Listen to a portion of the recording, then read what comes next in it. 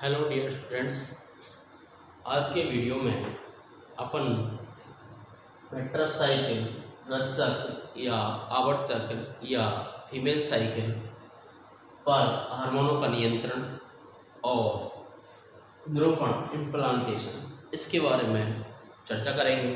देखते हैं mattress cycle, मादाओं में जो मेट्रस साइकिल होती है उस पर हार्मोनों का क्या कैसे नियंत्रण होता है। रथ चक्र या मादा चक्र देखते हैं। मादा चक्र के बारे में फीमेल साइकिल्स देखते हैं। फीमेल साइकिल इसे दो भागों में विभाजित किया गया है। कितने भागों में विभाजित किया गया है? दो भागों में विभाजित किया गया है। पहली है मेंस्ट्रुअल साइकिल, मेंस्ट्रुअल साइकिल या रथ चक्र या कह सकते हैं आवर्त चक्र, और दूसरा है एस्ट्रस चक्र, एस्ट्रस साइकिल। मेंट्रस साइकिल यह चक्र किसमें पाया जाता है? मेंट्रस साइकिल, आवर्त चक्र, आवर्त चक्र यह मुख्यतः प्राइमेट्स में पाया जाता है। यह मुख्यतः प्राइमेट्स प्राणियों में पाया जाता है। यह चक्र या तो विलुप्त हो चुका है या प्राइमेट्स में एक्सेप्ट हो गया है, प्राइमेट्स में पाया जाता है। अब देखते हैं मेट्रस साइकिल।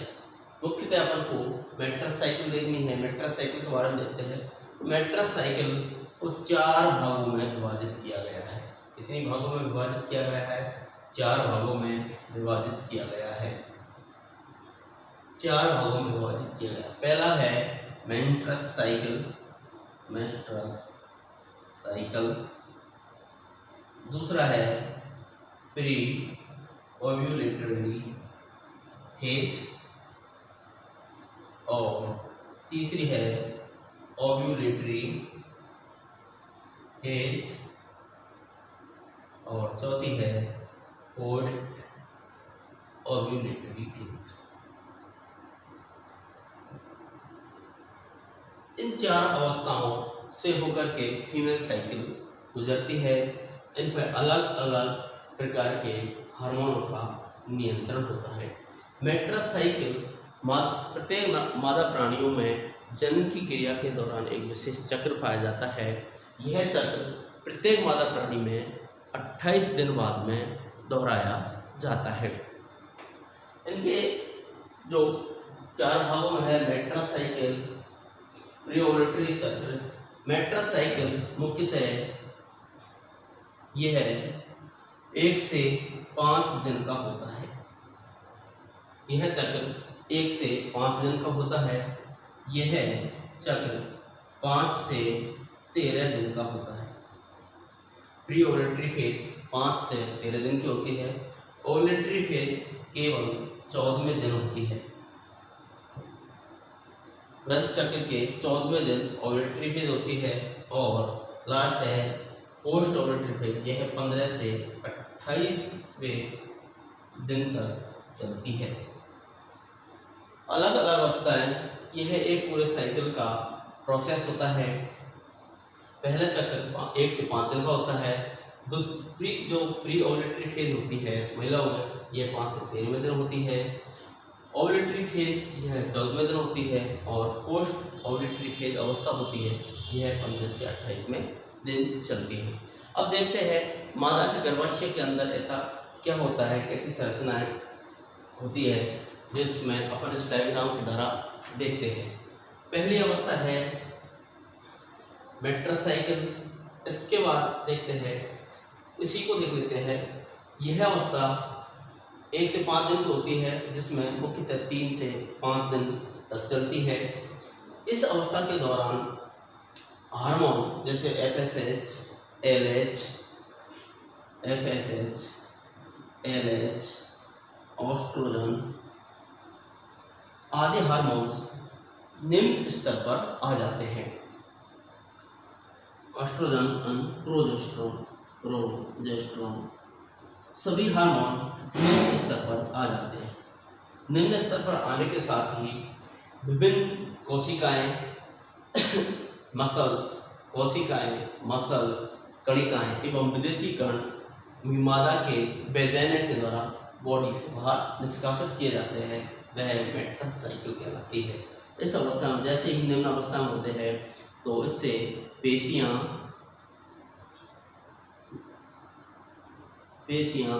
रक्त कोशिकाएं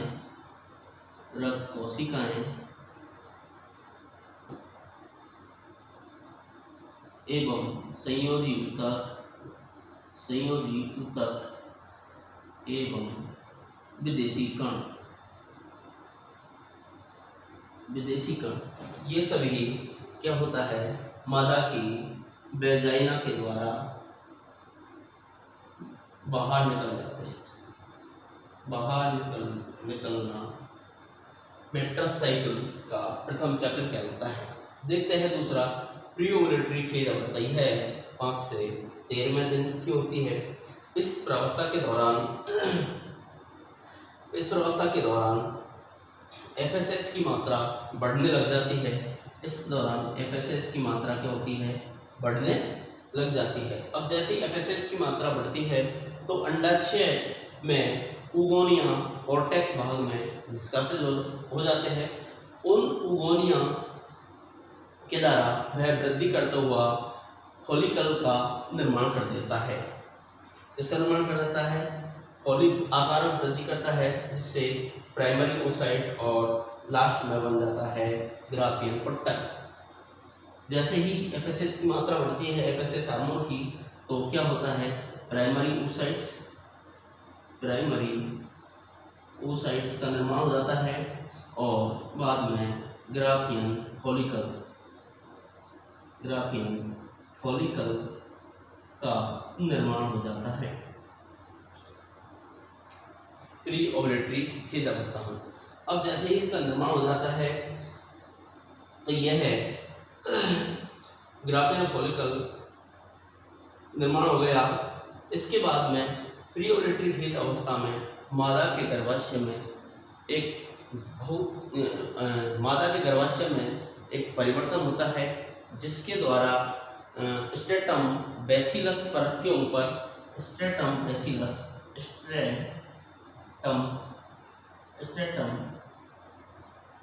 बेसिलस नामक परत होती है एंडोमेट्रियम के ऊपर। इस स्तर के ऊपर स्ट्रेटम फंक्शनेलिस नामक परत का निर्माण हो जाता है। संवेदनशील अवस्था केवल प्री ओव्यूलेटरी फेज अवस्था में स्ट्रेटम बेसिलस परत के ऊपर यह गर्भाशय में परिवर्तन होता है तो स्ट्रेटम फंक्शनेलिस अवस्था में इसके ऊपर परत बनती जाती है। जैसे 1 से 5 अवस्था में ब्लीडिंग होती है। अब ब्लीडिंग के बाद में जैसे ही प्री ओव्यूलेटरी फेज आती है, प्री ओव्यूलेटरी फेज में क्या होगा, FSH की मात्रा बढ़ेगी तो ओवोनिया कॉर्टेक्स भाग में आता है। अब कॉर्टेक्स भाग में आकर के वह वृद्धि करता हुआ प्राइमरी ओसाइट और ग्रामीण फॉलिकल का निर्माण करता है। अब इसके बाद में गर्भाशय में स्ट्रेटम बेसिलस होती है, जिसके ऊपर संयोजी ऊतक, रक्त कोशिकाएं और पेशियां और कुछ विदेशी कण उसके ऊपर जमते जाते हैं। यह केवल 14 दिन तक होता है, 13 दिन तक यह प्रक्रिया संपन्न होती है और इस अवस्था के दौरान FSH हार्मोन का वृद्धि हो जाती है। अब देखते हैं ओव्यूलेटरी फेज, अर्थात यह प्रावस्था 14वें दिन होती है। कौन से दिन होती है, ओव्यूलेटरी फेज 14वें दिन होती है। इस 14वें दिन होती है, इस 14वें दिन पीरियड के 14वें दिन सर्वाधिक मात्रा में FSH hormone, LH, progesterone, oestrogen की मात्रा सर्वाधिक मात्रा में होती है। इस अवस्था में सर्वाधिक मात्रा में FSH हार्मोन होती है और ग्राफियन फॉलिकल जो अंडाशय के कॉर्टेक्स भाग में चलता है, यह अंडाशय की दीवार के पास में आ जाता है, आकर के वहाँ फट जाता है FSH हार्मोन की अधिक मात्रा होने के कारण फट जाता है और इससे सेकेंडरी oocytes का निर्माण होता है जो गर्भाशय में उसमें उसमें चला जाता है अंडवाहिनी में 14वें दिन जाकर के शेष जो भाग बचता है उससे कार्पस लुटियम का निर्माण हो जाता है। इसमें क्या हो जाता है, FSH hormone, LH hormone, progesterone और ओस्ट्रोजन हार्मोन की सर्वाधिक मात्रा होती है इस दिन, और जिससे कार्पस ल्यूटियम का निर्माण हो जाता है। इसका निर्माण हो जाता है, कार्पस ल्यूटियम का निर्माण हो जाता है। इस दौरान सर्वाधिक मात्रा में होता है और प्रोजेस्टेरोन हार्मोन सर्वाधिक मात्रा में स्रावित होता है। यहाँ प्रोजेस्टेरोन हार्मोन सर्वाधिक मात्रा में होता है। प्रोजेस्टेरोन हार्मोन सर्वाधिक मात्रा में पहुंच जाता है। जैसे ही 14वें दिन ओवुलेशन होगा उससे सेकेंडरी oocyte अंडवाहिनी में चला जाता है और वहां से कार्पस लुटियम का निर्माण हो जाता है। अब 14वें दिन के बाद में 15वां दिन आता है। 15 से 18 दिन तक 15 से 18 में 3 दिन इन हार्मोनों की सर्वाधिक मात्रा होती है, सर्वाधिक मात्रा बनी रहती है। सभी हार्मोनों की मात्रा सर्वाधिक होती है। कौन कौन से हार्मोन होते हैं, luteinizing hormone, follicle stimulating hormone, progesterone और एस्ट्रोजन, चारों हार्मोनों की मात्रा सर्वाधिक होती है। अगर 15 से 18वें दिन महिला कॉपुलेशन की क्रिया करती है इस दौरान की, तो सर्वाधिक निषेचन की संभावना बनी रहती है कि वहाँ अंडा और शुक्राणु आपस में मिलने की सर्वाधिक संभावना रहती है। 18 दिन बाद में धीरे धीरे इन हार्मोनों का स्तर क्या हो जाता है, धीरे धीरे कम होता जाता है।